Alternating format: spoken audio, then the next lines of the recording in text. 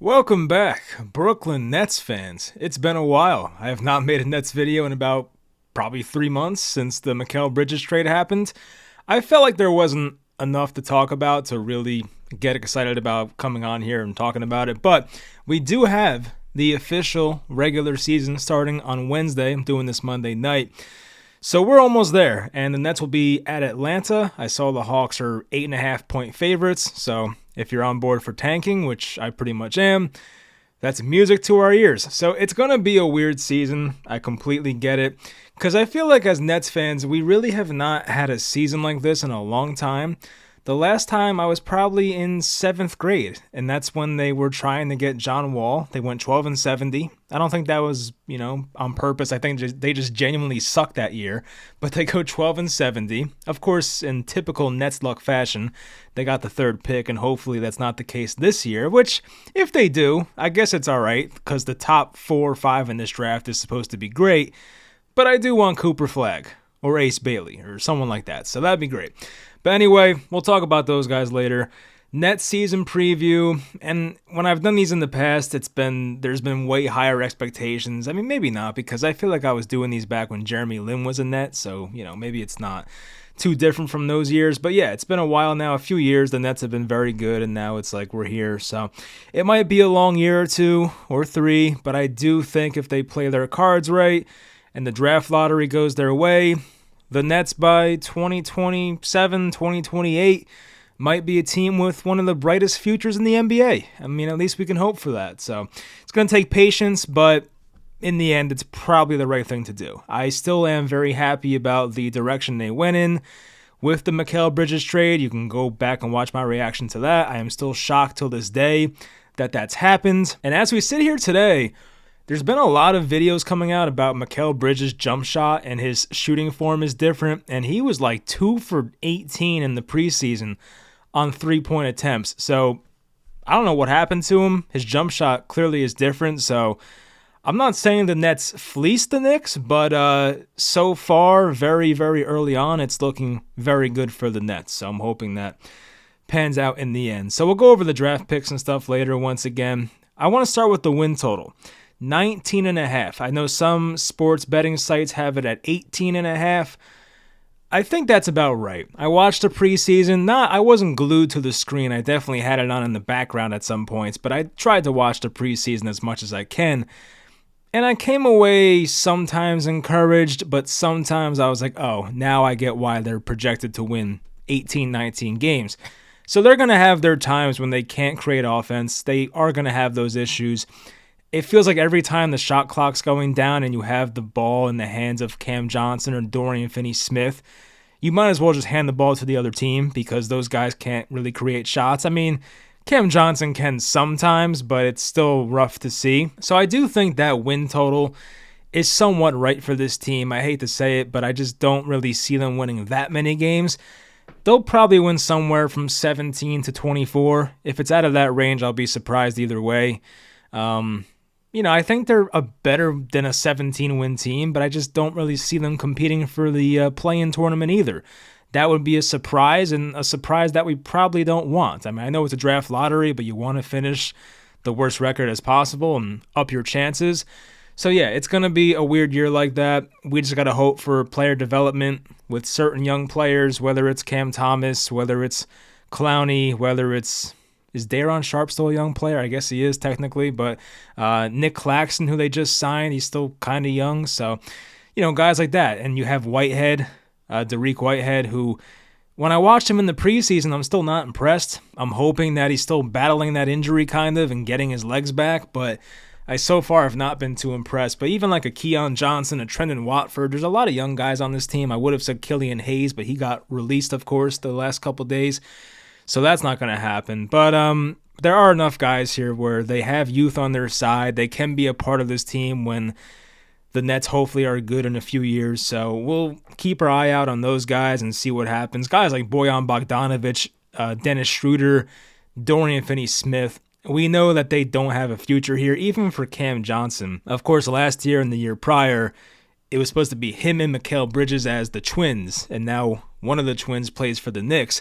So they don't really have a reason to be too loyal to Cam Johnson. They gave him the big contract. He's in year 2 out of 4 now on that. And I do think a team might want him at some point during the season. I mean, if a team that's competing has a big injury at one of their wing spots, Cam Johnson's not a bad guy to fill in. So maybe something like that happens. And I do think it's very likely that Dennis Schroeder will get traded. I think it's kind of likely that Dorian Finney-Smith will be traded. I don't know the point of having those 3 guys on this team still, so we'll see how it goes, but I understand they want to start the season somewhat competent and have some veteran presence here, but I think once we reach like the trade deadline in February, you're going to reach a point where it's like, we don't need these guys. Let's just get them out, get some draft picks back. You're not going to get like a premium top 10 pick for any of those guys. You'll probably get the most for Cam Johnson, maybe Dennis Schroeder. If Schroeder's having a great year, which he might, then maybe you get something for him. I wonder if there's a world where they can get something for Ben Simmons. I'm not saying it's going to happen, but he is on an expiring contract. And let's just imagine this fairy tale land where Ben Simmons does stay healthy for the first half of the year. And maybe a team out there wants that. It's an attractive piece, a 6'10 point guard, quote unquote, that can be a versatile defender and make good passes, push the pace. Like, he can do things like that, catch alley-oops. So maybe, just maybe, if Ben Simmons stays healthy, which, you know, I feel like the Ben Simmons stuff has not been that bad this preseason. And I mean that in a way because, like, I feel like the last couple of years, there's always been this unnecessary hype for Ben Simmons. The year where he came in and played his first Nets game, that was when Kevin and Kyrie were still here. He got hurt halfway through the year, only played like 40-something games. But even in that year, he was not healthy at all. He might have had like a 5-game stretch in December where he looked good, but aside from that, he was just not right. Then last year, he showed up and got hurt pretty early in the season. He came back in that game versus Utah, I think it was. The Nets beat the crap out of Utah. Ben looked great. And we're thinking, all right, we're going to push to the playoffs with Ben Simmons, and he gets hurt like 5 games later. So it's been that kind of thing. And I do expect at some point in the year, Ben will probably get hurt. Like, the chances of him getting hurt a few games in are way more likely than him actually playing well and having some sort of trade value, which I hate to say, but that is the honest truth of it all, and I have to be honest. And I've seen some instances where he does look aggressive, but I have seen plays where it's like, bro, you could have dunked that.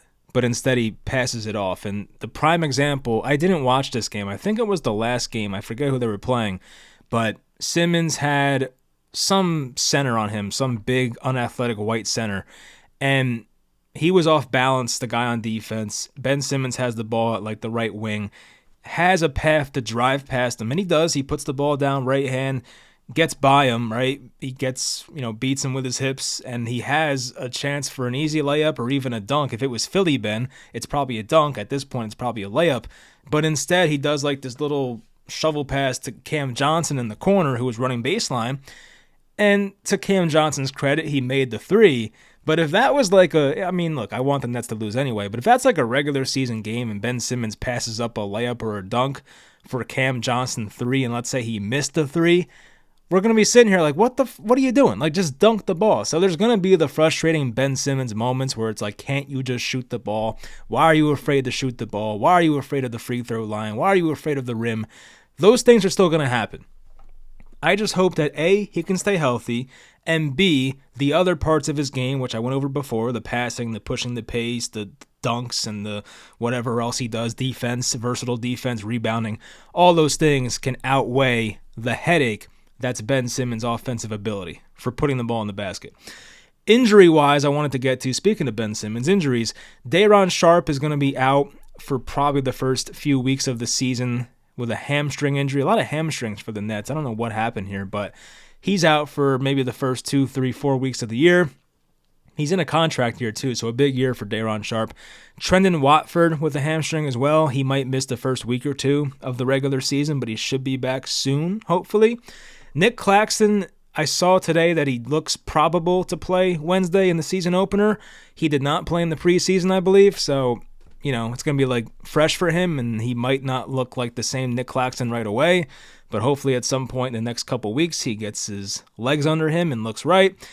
Bojan Bogdanovic with a foot injury. I think it's the same foot injury he had last year in the playoffs when he was still with the Knicks. Of course, he was just a salary filler for the Mikal Bridges trade. So Bogdanovic, of course, this is his second go-around in Brooklyn. I don't expect much out of him. I would like him to come back and at least, kind of like TJ Warren that one year a couple years ago. He was actually in the KD trade, but where TJ Warren came back in like early December, maybe Bojan could do the same thing and kind of play his trade value up, play for a couple months. And then in February, a team might be like, hey, we could use a shooting wing player like a Bojan Bogdanovic, and they do that. That's kind of what the Knicks did last year. They got Alec Burks too in that trade, but still, if you can flip Bojan for a second-round pick even, like, I'll take it. So just get healthy at some point in time for the trade deadline. The Nick Claxton thing is kind of tricky, and I say that because, well, not Nick Claxton, it's Day'Ron Sharpe, because Nick Claxton right now is pretty much the only center on this roster. You do have Clowney, who they would like to play at 4. He can play center. You have Ben Simmons, who could technically play center, like a center point guard. So right now, though, Claxton's the only natural center on this roster. So there might be some rebounding problems early. We'll keep an eye on that. Cam Thomas is playing off the ball more in this preseason and during training camp. I've noticed that, of course, and Jordi Fernandez came out and said like he wants Cam Thomas more off the ball, so that's what they're going to do. I kind of wanted Cam Thomas more on the ball, but when you have Dennis Schroeder, when you have Ben Simmons, it's like there's only so many point guard reps to go around, so I get it. If Schroeder gets traded, if Ben Simmons gets sent home at some point in the year, maybe the second half of the year we get to see point guard Cam Thomas, but for right now it's not going to happen. Killian Hayes, as I mentioned, he got cut. So I'm looking at like the most likely lineups for this Nets team. And at point guard, it's probably going to be Dennis Schroeder for the most part, handling the ball until he's traded, which I do think once again will probably happen. Behind him, you do have Keon Johnson. There's not like a natural point guard behind him. Like you have Ben Simmons technically, but there's not like a natural point guard that's behind Dennis Schroeder. So I put Keon Johnson there. Maybe it's him. As I mentioned, Cam Thomas can play point as well. Shooting guard, you have Cam Thomas, who they're going to try there at the 2. Jalen Wilson, who might be more of a 3, but screw it, go along with me here. Bojan Bogdanovic, once he's healthy, can play 2. At small forward, Cam Johnson, Trendon Watford when he comes back. Zaire Williams, this is an interesting one. Zaire has actually played pretty well in the preseason. The jump shot does not look great, but the other aspects of his game, the rebounding, the hustling, the slashing, that stuff looks good. So a former, I think, top 10 pick, he will have an opportunity to get his career back on track here. I'm actually looking forward to that. Like, he has the size you want. If that jump shot ever comes around, Zaire Williams might be like an actual pretty good player. So I'm looking forward to that, and it gives us some type of reclamation project to look forward to, as the Killian Hayes one did not work out already. Power forward, Dorian Finney-Smith, who usually is a 3, but the Nets like to play these smaller guys at the 4. Maybe not, though, because it is a new coach, but it is Sean Marks still, and that's how Sean Marks has always done things. Noah Clowney behind him, the backup 4. If Clowney really comes on and let's say DFS is traded, we'll probably see Clowney start the second half of the year. Nick Claxton at center. Behind him is TBD, Day'Ron Sharpe. Not yet, at least. He still has to get healthy. There are other guys I did not mention. I mean, of course, Dariq Whitehead, who I kind of talked about before. I was not too enthused with what I saw from him during the preseason.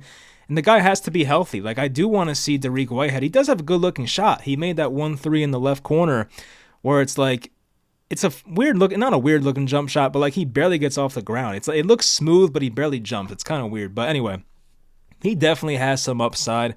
So I want to see Dariq Whitehead get out there. He's still, how old is Dariq Whitehead? He's still 20 years old. So it's like, all right, you have time. Get out there, hopefully play well, stay healthy, more importantly. I didn't mention Shake Milton, who actually had some good moments in the preseason. He might play some backup point guard, so that's a guy who can back up Schroeder if needed.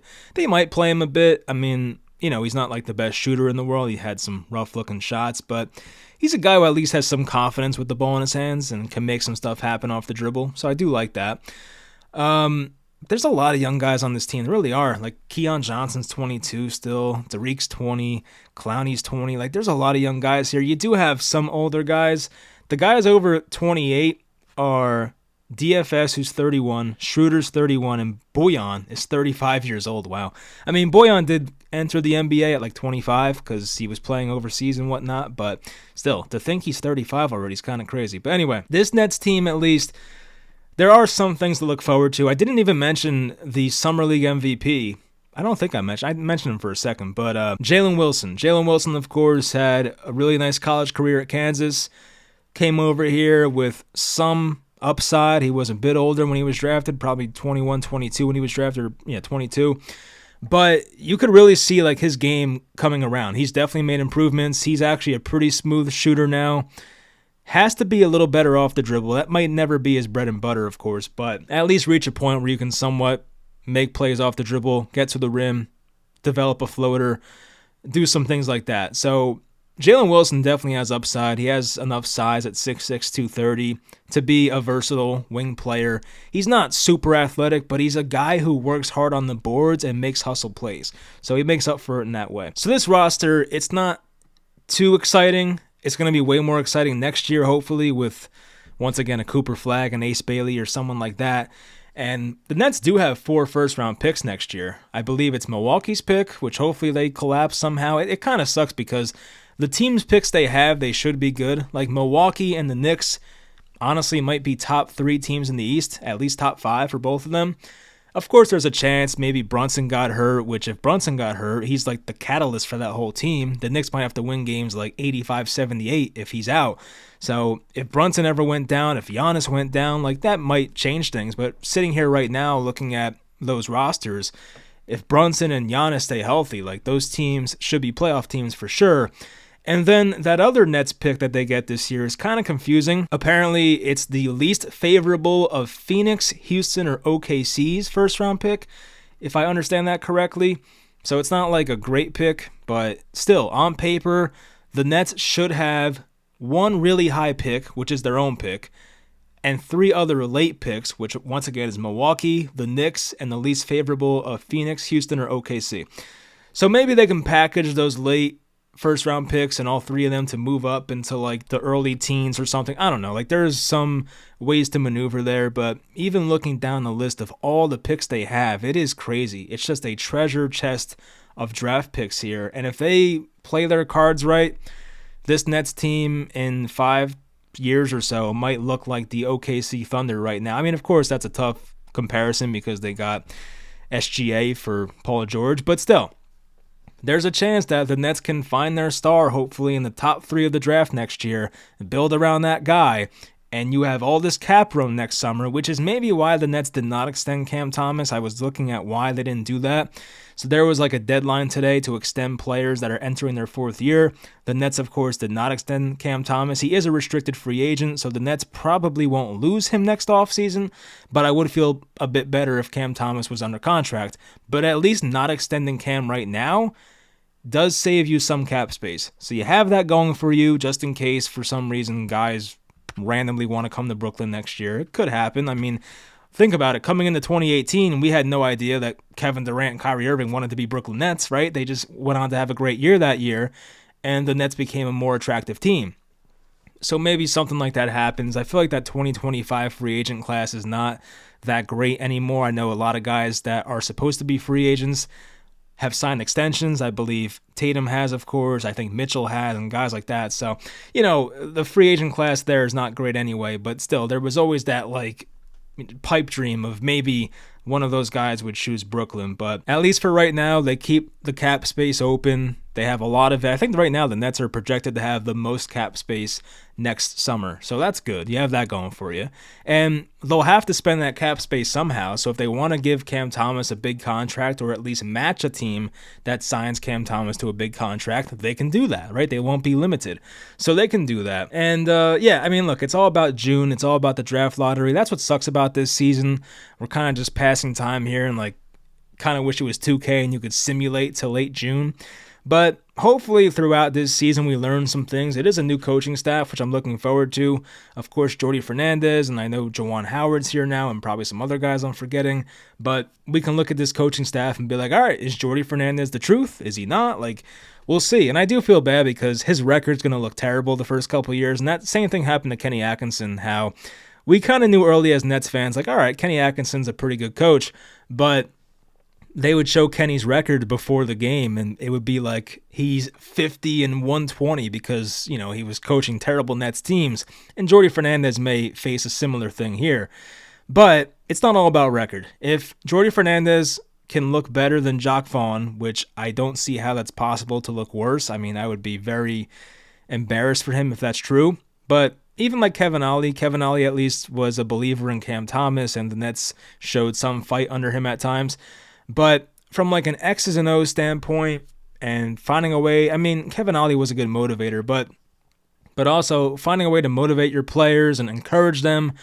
Like, I think Jordi Fernandez can do those things. And I know that there's been some press conferences already and even some early timeouts where Fernandez will do things that you want a coach to do. I saw a play where somebody was in the wrong position and somebody wasn't doing something they were supposed to do, and they were like 2 minutes into the quarter or into the game, and Jordi calls timeout. It's the preseason, but it's nice to see that.